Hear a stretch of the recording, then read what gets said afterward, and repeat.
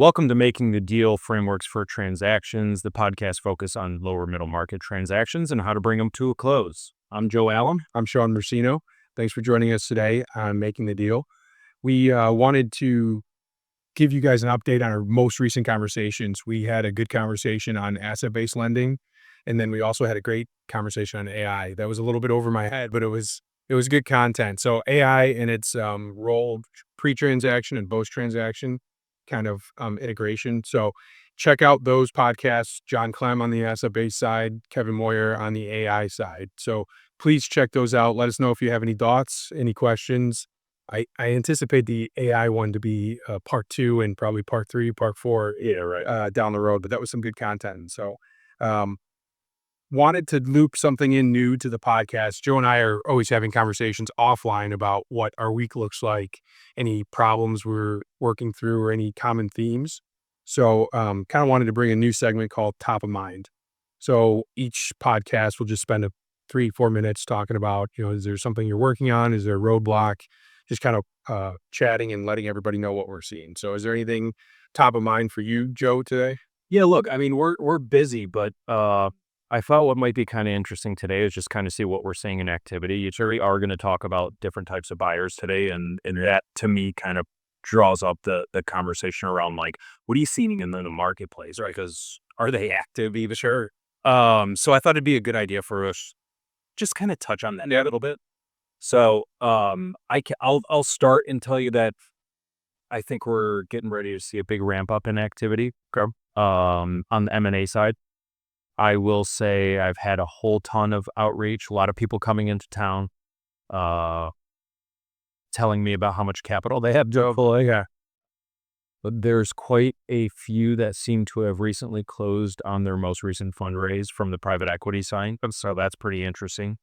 But I do think the number of like couch points I'm getting is just pretty crazy. Sure. So I think it's going to be really busy. And quite honestly, pay attention to what you see from the other investment banks in the area.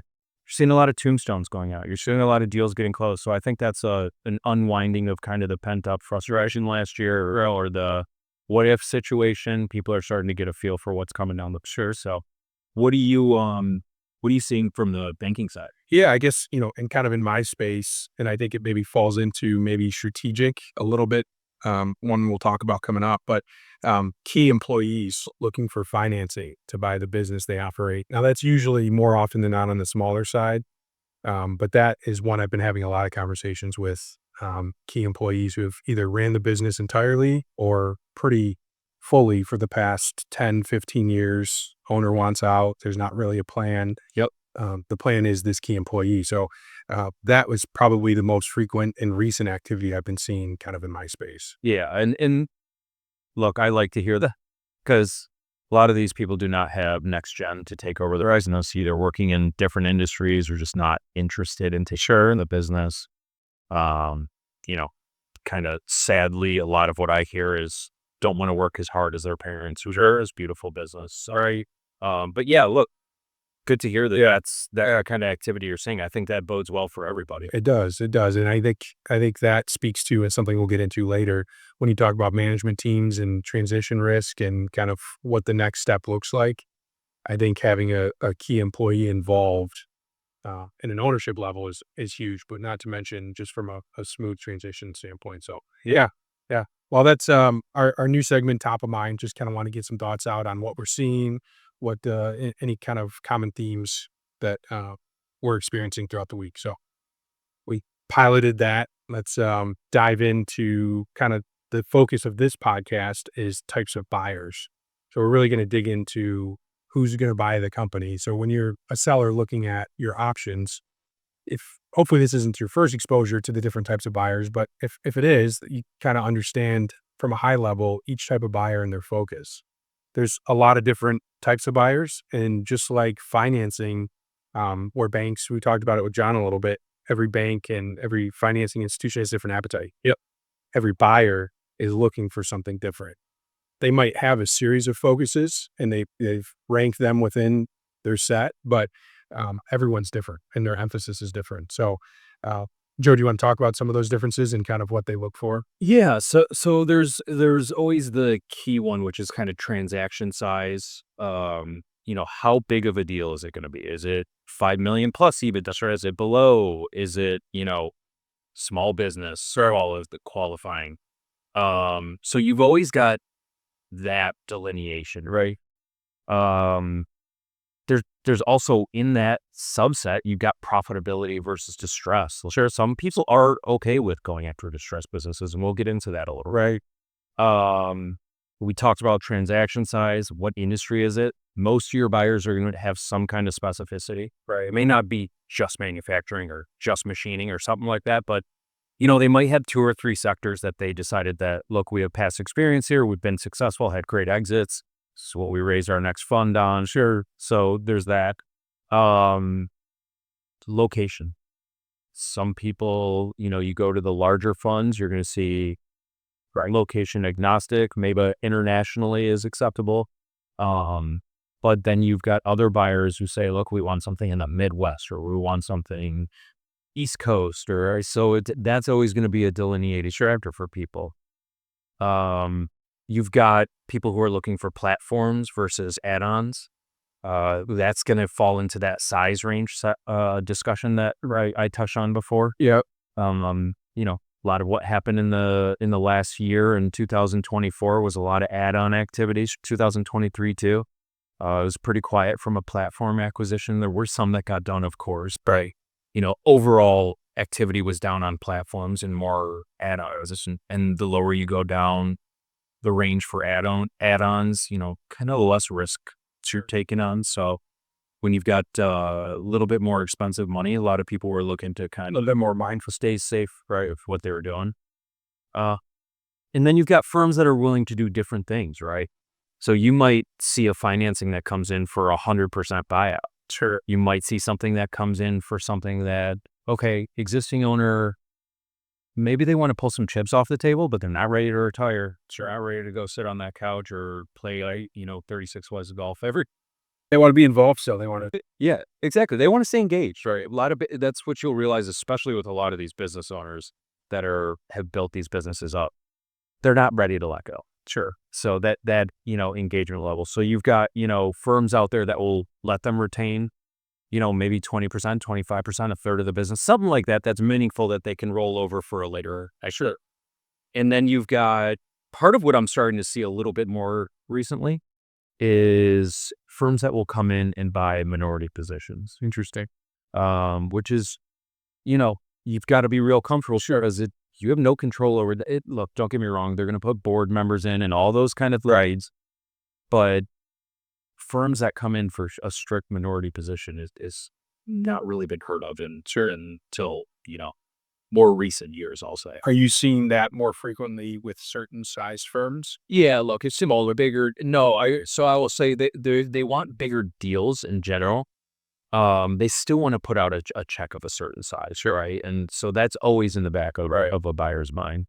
It takes basically just as much work, and you have to take the same steps to do a big deal as you do a small deal. So you'll naturally see people kind of go upstream. But yeah, look, there's a lot of appetite for finding ways to get money out there, right, Carl? And then kind of one of the big factors that kind of decides deals in general, and it's going to be banking or M&A. Sure. Like, is the team staying on, or do they want the existing team to stay on? Like, is this a strategic buyer who's, maybe they don't need some of that back office? Do they want to, is it somebody who's coming in with a platform and they say, look, we want to retain everybody, Right. all those kind of things. So those are kind of the factors that I see. The only thing I will say is that there's a new kind of sector that has become very big over the last 5 or so years. And that's the impact investors. Okay. Looking for businesses that are making change, hitting key areas of, maybe businesses that are more globally conscious, climate conscious, all that kind of ESG. Yeah, exactly. So there is a huge subsector that's been coming out of that. And you'll see a lot of firms that are doing that. So that's kind of an interesting one that has come out. But we'll dig into all these a little bit. Maybe as we go along, we can kind of circle back to some of the sure actors on what they're looking for, stuff like that. I think you mentioned it with some of the fun conversations you've been having kick off the year. There's a lot of capital to play. And with that, there's a lot of different focuses and and ways you can invest in. So Yeah. I think that speaks to the variety comment when it comes to buyers. And by the way, we have more exposure to buyers than ever because of technology. Sure. Like, there's services out there. I'm getting emails from people. It's the exact same email, but just in a different format from 20 different firms a day. Right. So there's firms out there that's what they do is like get your email out to the group of investment bankers or brokers or whoever's got deals. Sure. To make sure you're in front of them. So you don't have to now have somebody full-time going out and just hitting the pin market. Yeah. So that's made it very interesting as well in terms of like access to buyers. Sure. So sure. Let's dive in. You got the first one for us. So look, the first one we're going to talk about is the one that everybody hears about all the time. And let's be honest, a lot of the activity has kind of gotten bundled up in this market. That's a private equity. Sure. There's a lot of capital. Private equity gets great returns for their investors. It's very hard to beat. So a lot of money has gone into private equity. There's a lot of really talented people out there who can run these private equity funds. So there's a lot of them out there, right? Sure. From a banking standpoint, I mean, the bank typically sees them as pretty safe parties to get behind, right? Yeah. I mean, to your point about there being a bunch of them out there, I think, and this is probably true of any bank, the longer the relationship a bank has with the fund, probably the easier it is to operate and look at their investments. Yeah. Probably a lot more due diligence and lead time if it's a bank that's unknown or a buyer that's unknown to the bank and a fund that's unknown to the bank. Yeah. But they're very, I guess one of the key differentiators is how involved that fund is going to be if something were to go wrong. Yeah. And that's probably why the banks usually operate strongly with the ones that they know because they know how they're going to react. And then it takes a little bit longer to get comfortable with the ones that don't know. Yeah. But there's no doubt, like they've got the activity. So a lot of banks have put their focuses. They either have a focus group for it or Right. And I get it because they have experience. They're experienced operators typically. It's not right first time kind of stress. So, okay. So what are they looking for? Size wise, they're looking for bigger deals. So you probably see some of that activity fall down to you, but I'm guessing it's going more up into your middle market. Yeah, I would say so.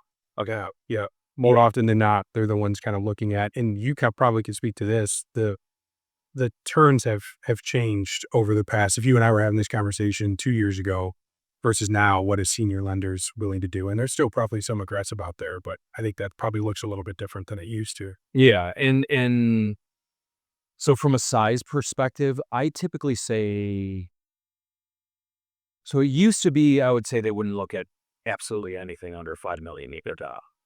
Now, when I have my conversations, it's more of like, we'll start looking at 3 million EBITDA for a platform and dip down to 2 million of EBITDA if we see a path to 3 million in the near term. Okay. So you've got a lot of buyers that are, look, you have to find deals, right? But I would say typically they're looking for larger deals. You get into some of these larger funds. I'm talking about smaller funds when we're talking about down to 3 million. You get into some of these larger funds, these multi-billion-dollar funds. 10, 15, 20, 25, 50 million minimum EBITDA market. All right. So it's going to be dependent on how much money they have under management to put to work. Sure. And then on top of that, it's going to be how much is already deployed, right? Like, do they have, what are the 50 million of a $300 million fund left? Sure. As if so, they're probably not doing much besides add-ons and starting capital in the coffers for what if situations, right? Right. They're to my previous comment about private equity being experienced, like they're highly professionalized firms, right? So they've got very good structure, right? They've got some of the best trained people coming, whether they're coming straight out of college or they've got experience. Like these are the people that you want behind you or running a company or, it being your CFO, these types of roles. So the deal team has typically gone through a bunch of transaction. So what you get is like a very smooth process from kind of distribution of documents to let me go back from NDA to kind of LOI to closing. Like there's a defined process. So Right. they've been through it a bunch of times, right? A targeted approach. Exactly. Right. So like that you can quickly and easy go through a transaction or at least discuss where we're at. Is there an interest? Sure. Get a quick yes or no. Right. It's really, That makes sense. really helpful. And then, they're committed capital funds. So you actually have 250 million sitting in the coffers that you get to deploy on the deals that you want to go after. Right. There is no, okay, we got the deal under LOI. Let's do our diligence, but in the same time, we got to go raise our capital on the back end, right? So that if they want to do a deal, they can close on a deal, Sure. and the decisions they make, they can make of their own accord. Right. So it is. Look, there's a lot of positives to dealing with private equity, Sure. and they're calling directly on companies. They're calling investment bankers. They're probably calling banks to find out if they have any distress deals for the right kind of funds. So, What as a if you're advocating for a buyer, what would you highlight as a few bullet points to consider when looking at a private equity buyer if you're a seller? look, they know what they're doing. You can usually, as long as it's not a situation where owner just wants their company to remain as it is now. Sure. Like, you have to understand these are professionalized buyers. There's proven processes that they've gone through, that they've been trained in. They might cut some overhead. They did, and I don't think that's the intention of private equity, but so you do it to optimize the business, right? You're buying these to grow them and make them more profitable. Sure. So, they can give you quick answers. They can pretty easily and concisely tell you on paper what they're going to do and in person. Sure. Uh, uh, I would say the downside is like you might have some changes. Culture might change. Name might change. Or if it's being tucked into another business, your brand no longer may exist, or it might be a product of whatever the parent company's name is. So there's those kind of things to take into consideration. Sure. But they can be very, very good buyers from a dollars and cents. Right. Like, Which is just something for the seller to think about, right? yeah, exactly. What your goals are you going to be a part of that company post-transaction? If so, then you need to think about these things. If you want to hand over the keys and wave goodbye, then maybe you don't have as much issue with that type of stuff. So, Yep. kind of weave throughout this is the seller mindset. Yeah, absolutely. And what gets interesting is so the way private equity funds raise money is they start with a fund and then they fully utilize that fund. They start raising for the next fund as they get towards the end of their previous fund. So it's typically like fund one, fund two, fund three, et cetera, et cetera. So they'll start raising for the next fund. Typically, if you've been successful, you're upsizing. Right. So if you go from a $200 million fund, you're going to try and raise a $500 million fund or 350, or you know what I mean? Yeah, There's nobody, no private equity fund is trying to raise a smaller fund Right. in the next round. So there is something where you do see them going upstream. They might go from a 5 million EBITDA minimum to a 10 million or more. Sure. So you will see that out of equity funds. So there is kind of this natural progression to larger and larger deals. So that's an interesting aspect of private equity. Um, the One of the things that I probably should have talked about was there was an issue, and I don't think it was just private equity. I think it was all buyers. There was an issue in 24 of kind of what's called retrading the deal. So you get through everything and then you're basically come down to closing and they say, okay, this purchase price doesn't work for us. Like, we need it to be this, or you have to carry more paper. Sure, you have to. So, putting more of the onus back on the seller to carry some of the risk. Um, and I don't want to say that was all private equity, and I don't want to say it was even just a private equity specific problem, but it was something that was happening in the marketplace, and I think it did happen with some of these funds. And what I'll say is make sure you know who you're dealing with. Sure. So have a good advisor and I'm not saying it has to be an investment bank. Have a good attorney, have a good all these All different the things. it's a parts. So And it was probably part of, and I think we still saw that, you probably could speak to it more than I could in 24, market adjustment to interest rates, yeah, to prices and to turns, right? So yeah. if a seller's still seeking 2022 deal structure and the buyer is interested, but maybe not at that deal structure, that, they can kind of negotiate as you go through the process. Yeah, and there was one thing that was consistent last year, it was that deals took a longer time. Like, there was a lot of deals that came off market, but went back on market. There's stuff like that. When there's uncertainty in the marketplace, you can't achieve your price. Right. So, I don't think it's all the buyer's fault. Maybe communication-wise, everybody could have done it a little shorter, but definitely a little kinda, "Here's what happened," kinda yeah, last year. Sure, sure. Um, but I think that pretty much anything else on private equity funds that you think needs to be hit? No, I think our conversation about their focus could be different, their interest could be different, their intention for the company post-transaction could be different than a seller. So just keeping that in mind as from a seller's perspective is it's a good option. Like you mentioned, the numbers are often very strong, and to where it makes sense. But no, I don't think I have anything else on that front. Okay. I think the next one we want to dive into, I think I'm going to combine two parts, is the family office and the high net worth individuals. And Joe, I kind of think of that in two different tiers. I think of, somebody who has a very large corporate, maybe multinational company, and then they kind of peel off and have a family office as a subset of their overall umbrella. And then I also think of maybe that seller who operated XYZ business, sold it, came into some money, and they have a family office. So two different kind of focuses, I would say, and two different kind of, um, I don't know if you say tiers, but I think of the family office as somebody who has probably a focus for what they want to do, and that it's probably super targeted. I mean, we talk about the private equity funds having a target, but I think the family office likely has an even more targeted approach to what they want to invest in. Um, probably see them a little bit more when you talk about deals taking some time, probably a little bit more conservative. They're probably vetting the deal a little bit more.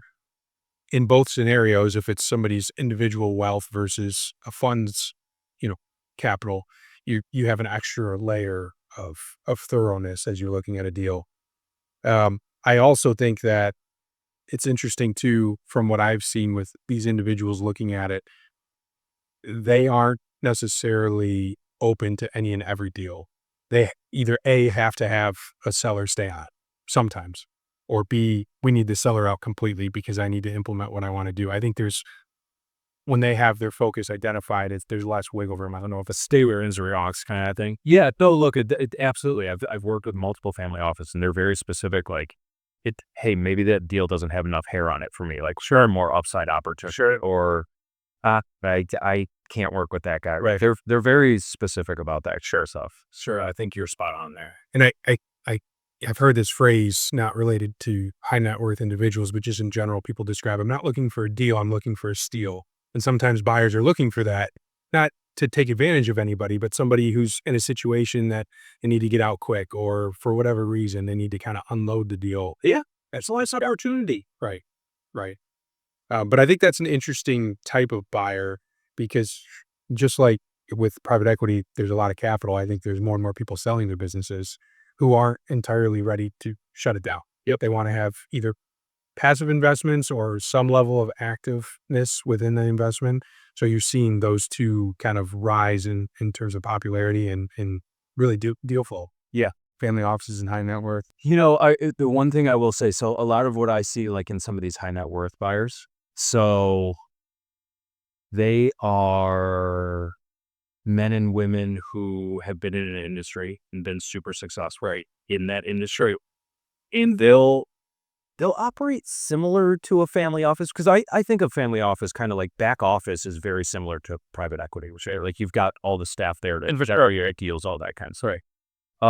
I find a lot of the high net worth individuals have some of that structure, maybe not all of it.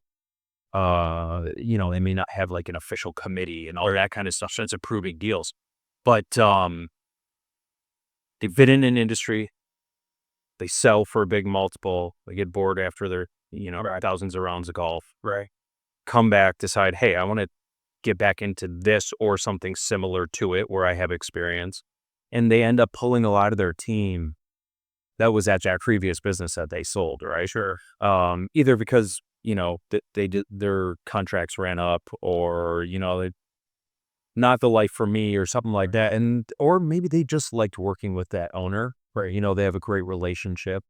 And then I'll also say what I see is from some of those buyers is they've compensated their team as part of their exit. Like they let Shawn participate. So if it's the CFO, that CFO got to participate in some of that exit price. Look, that when you got relationships like that really builds a strong team. As you're the value the owner is putting on his team, but B, it just tells you how much they understand what those key members bring to the table. Right.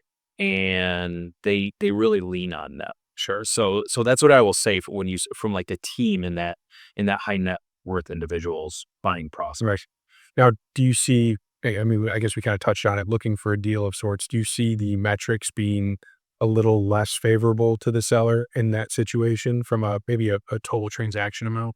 So the financial buyer is typically not, in my experience, not our highest Okay. and best offer. Sure. They can be, Sure. because if they really want a deal, they just want to buy into an industry or something. Look, sometimes they will go out of industry and they'll just look, I want to get into tech because you can make a bundle of cash here, right? Sure. Uh, they can throw big numbers at stuff. Interesting. In my experience, when they're looking at those targeted companies, they know the industry so well that typically not your highest Right. and best offer. Right. If you have an owner who maybe doesn't want to change a lot of the culture and have somebody come in who's gonna empower the team, some of that kind of stuff, that can be helpful because in the situation where you do know the industry and you know the quality of people and you need to empower them Right. in order to grow the business, it's beneficial. In a situation where they're getting into an industry that they don't know very well, they need those key people in order to grow, right? So it's kind of a win-win sometimes. Um, you know, it does go back to if they're bringing a whole team with them from their previous endeavor. Sure. Is that team going straight into this business? Are they looking to buy multiple businesses? All that kind of stuff. But Are you seeing more of those? I just feel like the conversations I've been having, I've had more of that one or two. I guess you might call it high net worth, but also they function kind of like a family office where maybe they have an investment or two and they're looking for one or two more, different from that kind of high scale infrastructure. Are you seeing more of those? Or I won't say I'm seeing more of them right now. I will say, in general, there's a lot of different types of buyers I'm seeing more of. I think it's been relatively consistent for us. I do think you're seeing a wave of a generation that got out during a period when maybe it was like stress. So think of people who got out during 0809, kind of the market crashes, COVID, you're dealing with that. So you had a lot of people in this period where like they sold some companies that they were just tired, right? Or they saw a couple of things happen that maybe they never thought was going to happen. Sure, that kind of drove them to being to exhaustion, right? And maybe a loss of love for what they were doing. sure. And then they get out of the business and they realize, wait, what am I doing? This is who I am. It's like, this is what I like to do. Like maybe I don't need to work 80 hours a week, but I like being engaged. So there is some of that. I don't know if I can tell you that the activity level has changed in what I'm seeing there, but they're definitely out there. Yeah, that makes sense. And to your point, more overall buyers. Yeah, Right. absolutely. Um, so family office and high net worth individuals, I think we hit pretty well. Let's talk about one that maybe you're seeing a lot on your funding side, which would be search funds, Sure. which I find to be kind of a subsector of family offices and private equity Right. because they get their money from them. So they go out. A lot of times you'll see kind of a one individual who sends an email out. I get this email and it kind of drives me nuts because it's just like 1,000 people have written it. Right? It's like, we're looking for one great company to grow. And then I'm like, that's great. But I saw that from 14. Yeah. But they're not committed capital. They get their money. It's one of two ways. They'll either have the backing up front, but they still have to go to them and say, hey, sure, this is the deal I want to do. Will you back me on it? So they'll probably have like multiple funds or multiple family offices that they can go to fund their deals. They got to get approval from that fund, and they get to participate in the company's upside and, ownership and all that kind of stuff. So, they're interesting buyers. Do you run into them a lot? Because I've gotten a ton of outreach from them in recent years. Yeah, I guess the way I would describe it is I've seen more search fund-esque type people that are maybe they left private equity. Yep. Maybe they have a couple of sources they can tap on. Yep. They were in the C-suite or they had deep experience, and they kind of are trying to orchestrate everything, put it all together, and get into a deal. Yep. So I haven't necessarily seen it at a fund level where they're just out there kind of operating. I've seen it more on the individual basis that are operating like a search firm. Yeah. And I will say in general, they are pretty conservative. Like if look, you can't screw up on your first deal. Sure. That's one thing that everybody knows. Like your first deal is one of the most important deals you do, Right. because if you fail, try going back out and raising money. Sure. Right? So that can be very difficult. I will tell you there's certain IBs that just cannot talk to them, especially the larger your deals get, the more difficult it is. Like they might be good for some smaller companies. Sure. But if you don't know if they've got their capital available, like that's a major issue, right? So they may not be loved by all your investment bankers and deal professionals. If they have like a really strong relationship with their capital source, sometimes you'll get letters, that kind of stuff. Some people will. And is work that with them. enough? It depends. Like how strong is the company you're working with, right? Sure. Like if you're dealing with something that's maybe a little on the smaller side or a little more distressed or something like that, you might be more willing to talk to search funds. Got it. If you're dealing with a company that's been performing really, really well and all Sure. that kind of stuff, you're probably not talking to your That search makes funds sense. unless it's somebody that you've had prior experience with and they've been Right. did everything that they said that they were going to do, that kind of stuff. Sure. But in general, probably not.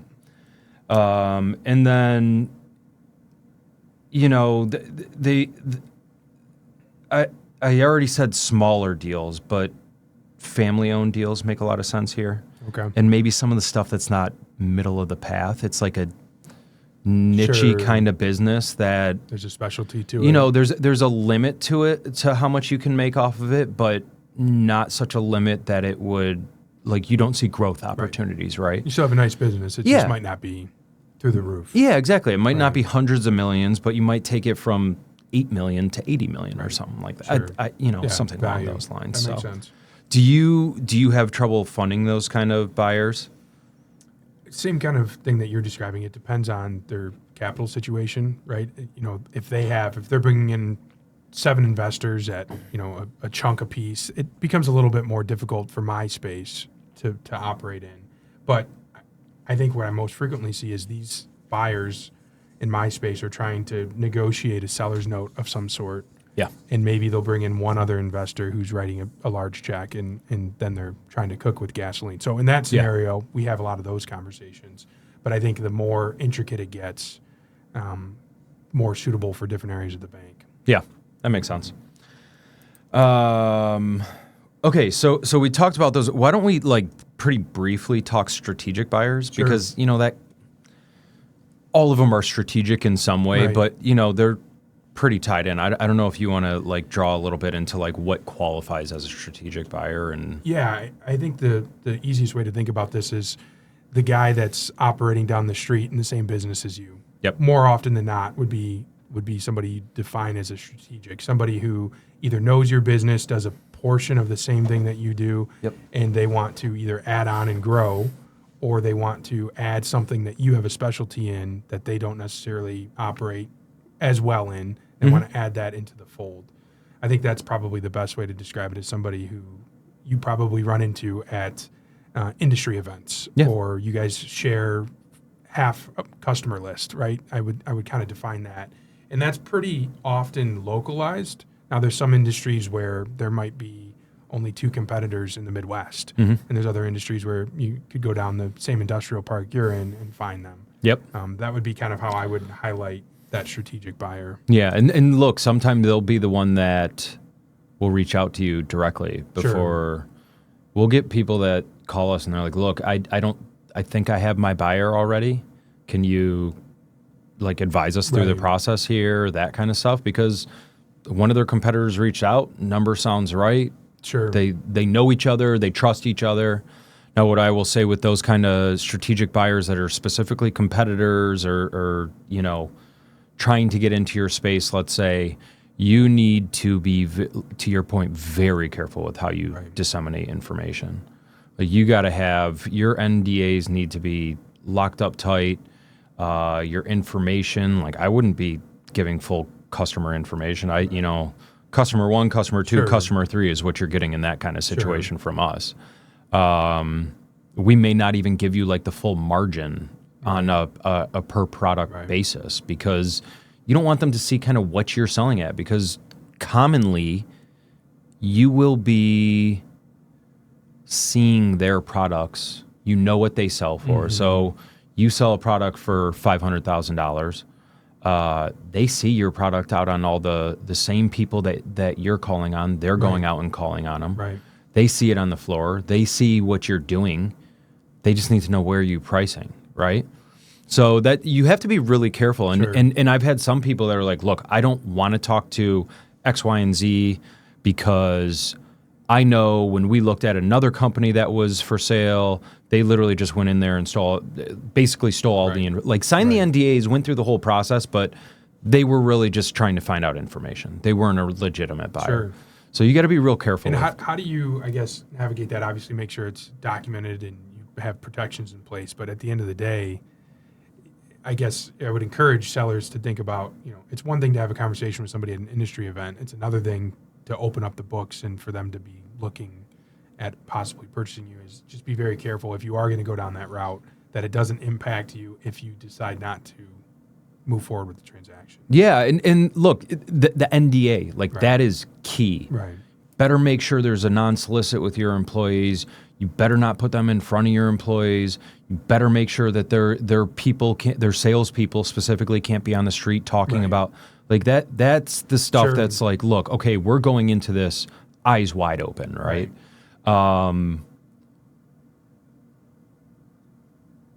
The reality is an NDA is just an opportunity to sue somebody. And I tell all my clients, like, look, you're selling your business. There's a high likelihood that at some point this gets onto the street. Right. And the longer the process goes, the more people are going to talk, all that kind of stuff. Sure. Your employees are going to potentially see people walking through the plant floor or, coming into your back office to talk to you like, "Oh, why is John here from XYZ Corp?" Or what's going on? And that's a whole nother thing you have to navigate, because now employees start talking, they might start getting concerned for jobs, all that kind of stuff. Sure. So it is just a very, very sensitive buyer to deal with. And I guess just curious, your comment, what would your few bullet points be about the nature of that buyer in comparison to private equity, in comparison to a high net worth or a family office? They can be great buyers. They can be the most logical buyer, right? Sure. Reasonable. Exactly. Right. What happens with culture is going to be one you really have to look at, because, probably different. How important is keeping your employees in their same roles or with upward mobility, because they probably have a team already that's in place. But look, maybe they might be buying you for the knowledge of some of your employees. That's not an automatic. Right. So I usually find them to be good price-wise. Okay. Like, they understand the industry. Sure. They understand the dynamics that they're getting hold of. They might be able to play over market because of the fact that they've got so many strategic, just positives that I get to take this customer and then I can sell this customer this piece that you guys aren't currently selling. Right. Like that gets really, They know the value. Yeah, the positives are just Right. they outweigh the negatives. Sure. But like I said, just be careful who you're dealing with. Right. I find them to be, they can be very smooth processes. Just make sure you're dotting Buttoned your up, I's yeah. and crossing your T's. Yeah. That's a key takeaway. Yeah. Okay, so let's talk about some that are a little bit more difficult, but Sure. also very valid buyers. So same way you bundled family office and high net worth Yep. earlier, I'm going to bundle these together, although they're very different. So distressed buyers and what we just call them bottom feeders in the industries. These, and by the way, these are two different buyers. Sure. So there's distressed buyers, there's funds, there's individuals, there's people that are going out to buy distressed assets to try and turn them around. And, the reality is save a lot of jobs, but also build up a great company. Right. What kind of companies qualify as good prospects for them? It's going to be companies that have been around for a long time. Maybe the owner just aged out, never had a succession plan in place, which is a very real issue as we started off with. Maybe there's a technological advancement that they just haven't got in front of, or maybe they got in front of it too early and they invested too much money up front, one of those types of things.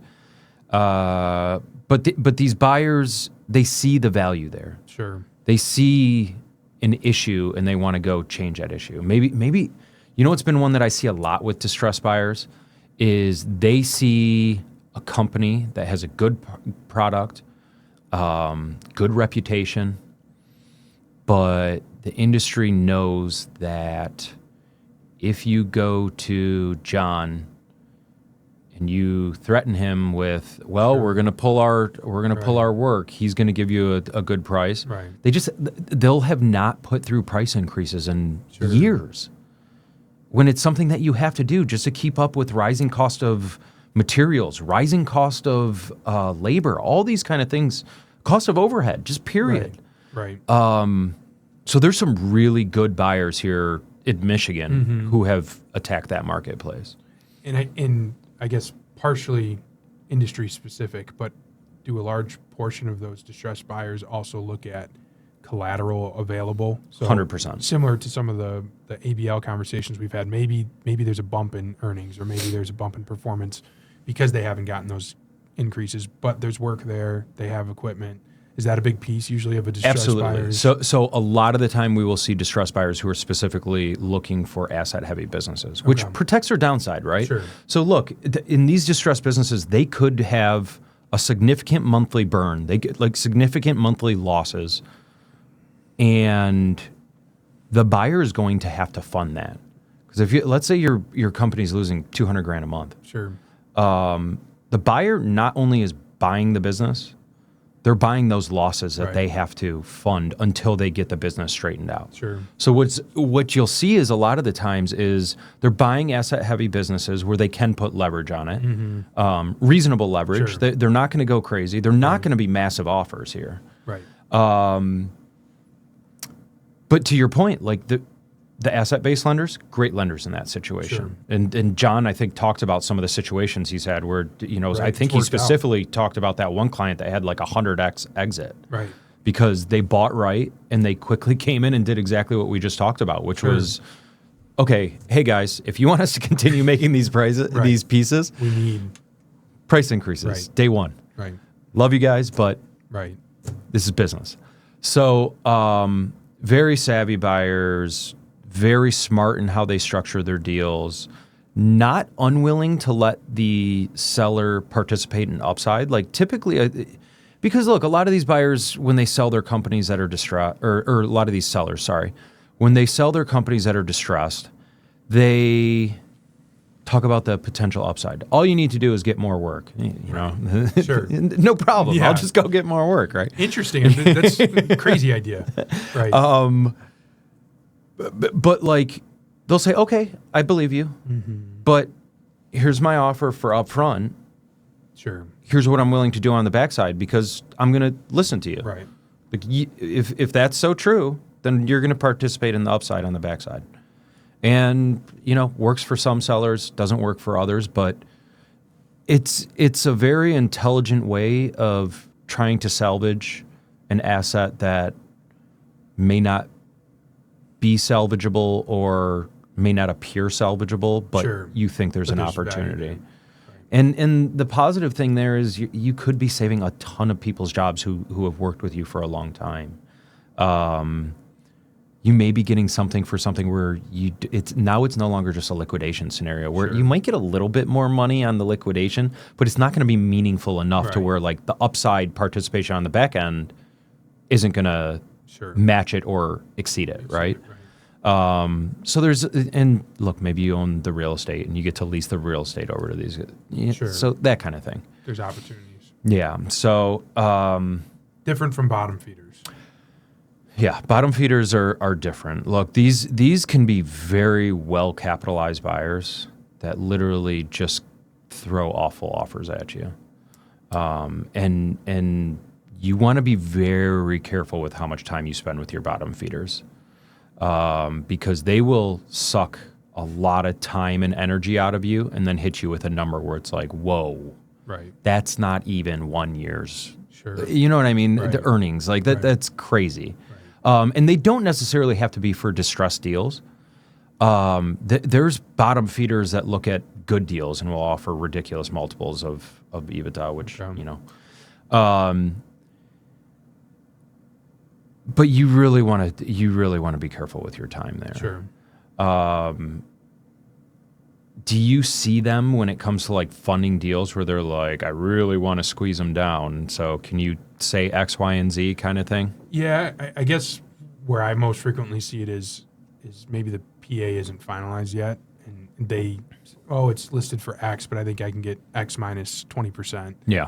And usually those don't come back, Yeah. right? Because they aren't able to reach the price they think they can get. Yeah. So that's probably the most frequent example of where I would see it. And it burns your time too. There. It does, Yeah. but I mean, kids, when you don't always know until you get into it. Yep. Similar to you say, you might get down the path, and they might let you know what their actual goal is or their actual target is, and then you're like, wow, had I known that up front, we would have had a much different conversation, probably shorter conversation. So, Yep. Yeah. So look, definitely NDAs in place. Definitely get something on paper early. Right. Definitely don't give them an endless diligence period and time to kind of draw out a process. Sure. Like, don't let them take you off market just to kind of retrade you at the last minute again. Right. Just really guard your time and energy with those types Sure. of buyers, because you don't, if there's a reputation, there's probably a reputation for a good reason. Right. Right. So, Okay. but yeah, different from distress, but they can look at the same assets sometimes. Sure. So, Okay. Well, that was an interesting one. I think this next one you can probably shed some light on for me. In my space, I see a decent amount of SBA funding and buyers looking to leverage it for a variety of reasons. Maybe there's a little bit of a projection component to the business purchase, or there's a lack of liquidity. I think this next buyer has a flavor of SBA. Yeah. Maybe you can walk us through it. yeah, so the next one is going to be SBICs, which stands for Small Business Investment Vehicles. These are government, I don't want to say government entities. These are entities that are backed by the government that you actually have to go through like an application process to get an SBIC Okay. license, right? A lot of what you saw was SBICs. So let's say when I first started my career, a lot of what you saw were SBICs just doing lending. Okay.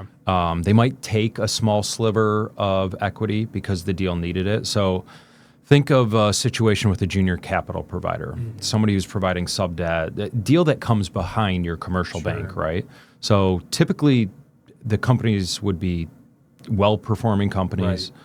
Their commercial lender has kind of run out of space to lend them money, but there's a growth piece or something like that that's available that they need more capital for, and they come in a second position behind the bank. Right.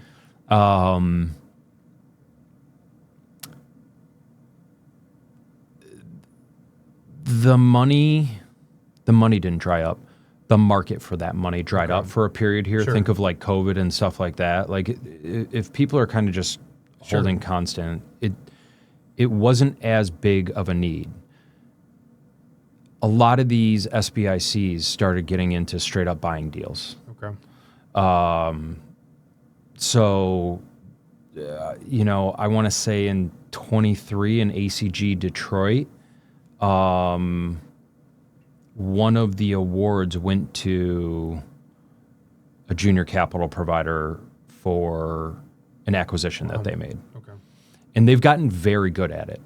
So some of them will look. I'm working on a deal right now that we're talking to a lot of SBICs. Some of them will actually delineate, like, look, we've got this fund over here that's doing growth financing. We've got this fund over here that's doing straight acquisitions. Right. So they're running kind of parallel paths. So it makes a lot of sense. It's very smart. They're structurally very sound is the best way for me to put it. Like think of like your private equity, like they're institutionally smart, right? You've got a lot of lending experience there, but they've obviously seen a ton of stuff with companies. They've got really smart people. Kind of think of a lot of the private equity backed people have now moved over to the SBICs. They're just really strong parties to work with. Like I very much enjoy working with them because they're very intelligent across the board. Right. They can talk on either side of the deal. They know how to look at the deal from both metrics. But I think they've become very prevalent. And on the funding side, what they've done recently is really, so at some point the government changed the charter where SBICs could lend to private equity because at one point they could not, I believe. I may be wrong about that, but they did make it specific so that they could lend to private equity, and now private equity became their partner in a lot of deals. So there's funds out there right now that SBIC funds that only want to lend or co-invest with PE-backed deals. Okay. Sponsor-backed deals is the way they talk about it.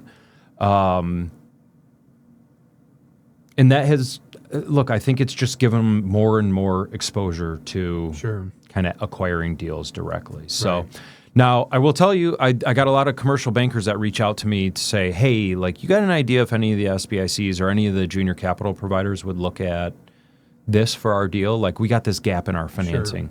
So it's been kind of interesting kind of how they overlap into what I'm seeing in the financing have you seen world. that come to fruition? Oh, yeah. Take a piece? Absolutely. Have I said, I shouldn't say have I seen it come, or I shouldn't say yes, I've seen it come to fruition. They're looking at it if it makes sense, right? Sense. Like the numbers got to be big enough because they've got think of them as kind of like private equity. Like they are at least on the funding side. They're trying to hit a certain funding size, all that kind of stuff. But I know commercial lenders are really trying to figure out how to leverage the opportunity there because that box you got to fit in that we always talk about in the banking world. Yep. How do I expand that box just a little bit? Give me that little leg up, right? Right. No, that's an interesting one. I think based on what you're saying and what I've heard, I think we're going to be seeing more of those type of entities and funding sources and probably their activity level increase as well as we see more of them. Yeah, and it's very similar to what we were talking about with private equity where you go fund 1, fund 2, fund 3. Right. They're doing the same thing. So I think you're absolutely right. Like if you're a successful fund, you're not going away. You're looking for bigger and better. Yep. Yeah. Well, that was a good segment for us to cover kind of the different types of buyers, right? And private equity, high net worth, family offices, search funds, strategic buyers, financial buyers, distressed buyers, SBICs, bottom feeders. Yep. We covered a wide range of stuff. I think the biggest takeaway is, and I think you said it best, one size does not fit all. Each seller is they have their own set of expectations. Each buyer has their own set of expectations. Making the deal is partnering those two together, right? Yep. And that's how you get a deal closed. So I think everybody needs to take a step back and understand what are you trying to accomplish through this sale. Mm-hmm. So then you have a successful exit. Joe and I talk about it offline. And we're going to bring it to online. There are a lot of opportunities for business owners to kind of prep themselves for that exit. Yep. And we probably will have a couple of them on the podcast. But I hope so. Option value, whether that's value creation, whether that's pre-exit planning, all of these different types of focuses. But the end goal is to prepare a seller for the eventual sale. Mm-hmm. And maybe you're working on the operation side, on the financial side, whatever it is you're prepping for. And in that, you're going to be exposed to some of these concepts. Mm-hmm. Hey, do you want to sell to PE? This is what that means. Hey, do you want to sell to? So I think that is, we can't emphasize enough the prepping. And you and I know as much as anybody, the number of business owners out there who aren't doing that. Yep. And it doesn't mean you can't have a successful transaction. You still might end up with a number that you're happy with or a situation that you never thought you could get. So that still happens. But I think if you could help yourself at all, we would encourage that, just to kind of engage some of these firms to prep for that exit. So then you're not sitting down at a table and saying, Joe, what does all this mean? I don't know who. Yeah, why doesn't anybody want to buy me? Yeah. Why do they want, or if they do, who are they? What is their focus? What are they going to do to me post-transaction? Yep. I just think that's a huge point. Yeah, those firms, and we will most definitely get them on the podcast because Right. we got a couple of really great ones here that we interact with.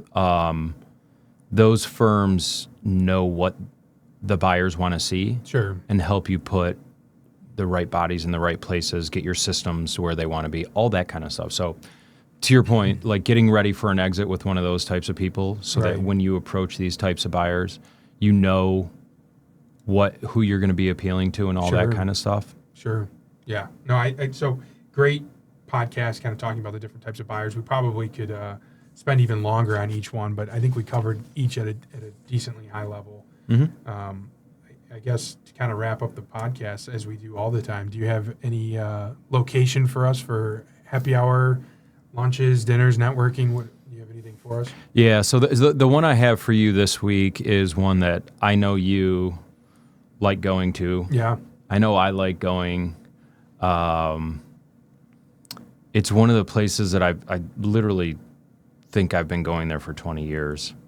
And I know my father was going there way the hell back then. Place has been around for a little bit then. Yeah, well, it's been here for a while. So it's Mr. Paul's on Groesbeck in Roseville. Yeah. It's one of those places that's kind of cut from a different cloth, like the old school cloth, right? Right. It's one of those places that's dark, steakhousey feel. The servers are dressed in their blacks. Sure. Tableside Caesar, bread basket. Absolutely. Yeah, right. All the great stuff, right? Right. And everything's done perfectly. Sure.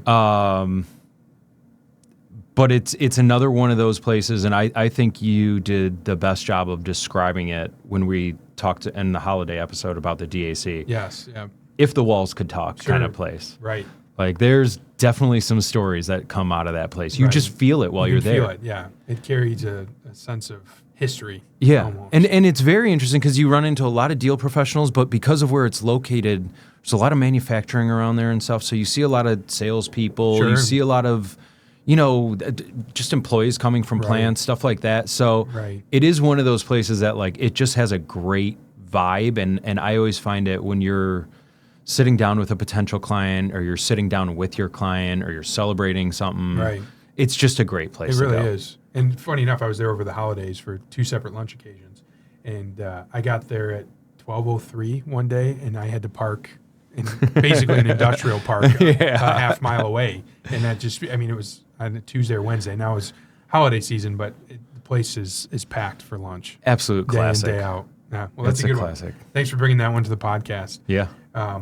Thank you, everybody, for listening to our podcast today on types of buyers. Please always engage with us, whether that be on LinkedIn, on YouTube, Instagram, TikTok.